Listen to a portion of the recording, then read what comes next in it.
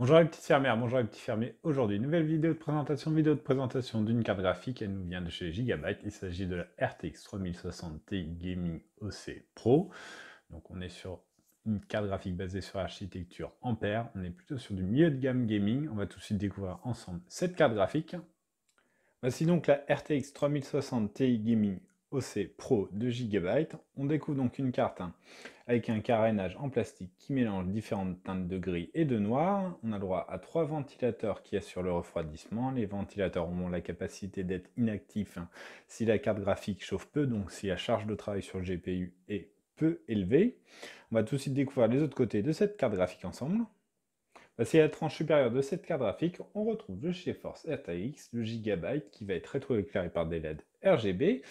Et même si c'est une 3060 Ti, chez le constructeur, on a besoin d'un connecteur 6 pins et d'un connecteur 8 pins pour faire fonctionner la carte graphique. Là, on voit les ailettes en aluminium et derrière, on distingue, alors je ne sais pas si ça se verra trop sur la vidéo, mais des caloducs en cuivre qui assurent le refroidissement.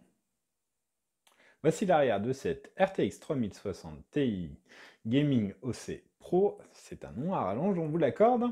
Donc l'arrière est recouvert par une backplate qui couvre l'intégralité du PCB et qui se prolonge jusqu'à la fin du refroidissement. On découvre là que comme sur les RTX qu'on a découvert de la marque, les connecteurs sont déportés du PCB, excusez-moi, donc du coup on voit un peu les fils et on voit que la backplate est percée pour permettre que le flux d'air circule. Voici les sorties vidéo de cette RTX 3060 Ti et c'est équilibré, on a le droit de DisplayPort et de sortie HDMI. Nous allons maintenant nous attarder sur les caractéristiques techniques de cette RTX 3060 Ti Gaming OC Pro de Gigabyte. On retrouve une carte graphique basée sur l'architecture Ampère, gravée en 8 nanomètres avec 4864 CUDA core, 152 Tensor Core et 38 RT Core.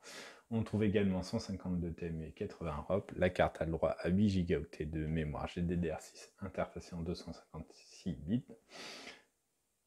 Qu'est-ce qu'on peut vous dire d'autre? Le GPU est à 1410 MHz de base, avec un boost à 1770 MHz avec le BIOS le plus poussé, le plus gaming, le plus joueur, si vous voulez.